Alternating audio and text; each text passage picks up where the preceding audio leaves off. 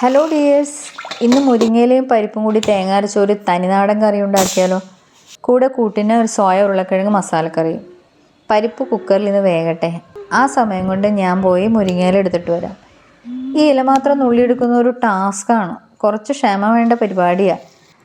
വെന്ത പരിപ്പിലേക്ക് മുരിങ്ങയിലയും കുറച്ച് മുളക് പൊടി, മഞ്ഞൾപ്പൊടി, ഉപ്പ്, പിന്നെ 2-3 പച്ചമുളക്, കുറച്ച് വെള്ളം ചേർത്ത് വേവിക്കുക. ഒരു വിസിൽ മതിയാകും. ഇത് വേകുന്ന സമയത്ത് തേങ്ങ അരച്ചെടുക്കാം. ഒരു ചുള ചുമന്നുള്ളി, വെളുത്തുള്ളി, ഒരു നുള്ളി ജീരകം, ഇതൊക്കെ ചേർത്ത് നന്നായി അരച്ചെടുത്തോളൂ. വെന്ത കറിയിലേക്ക് തേങ്ങ അരപ്പ് ചേർത്ത് തിളയ്ക്കാറാവുമ്പോൾ ഓഫ് ചെയ്ത് കടുക് വറുക്കാം. നല്ല സ്വാദുള്ള കറിയാണ് കേട്ടോ. അതെ, ഇവിടെ ഈ കടുക് വറ നടക്കുന്ന സമയത്ത് തന്നെ സോയ ചൂടുവെള്ളത്തിലിട്ട് പിഴിഞ്ഞ് കുറച്ച് ഉപ്പും മഞ്ഞൾപ്പൊടിയും ചേർത്ത് ഞാൻ വെച്ചിട്ടുണ്ടായിരുന്നേ.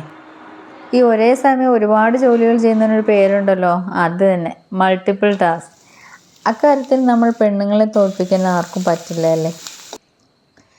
സോയ ഞാൻ ബീഫ് കറി വെക്കുന്ന പോലെ കേട്ടോ ഇവിടെ വെക്കുന്നത്. പച്ചമുളകും സവാള, ഇഞ്ചിയും വേപ്പിലയും എല്ലാം കൂടെ അരിഞ്ഞ് വേവിച്ചിട്ട് മസാല ചേർത്ത് വഴറ്റിയെടുക്കും. കറികളെല്ലാം റെഡിയായി. കഥ പറഞ്ഞൊന്ന് നേരം പോയി, മോൻ കഴിക്കാൻ വരാറായി. ഒരു ഓംലെറ്റും കൂടി ഉണ്ടാക്കട്ടെ. അപ്പോൾ okay, thank you dears, thank you for watching.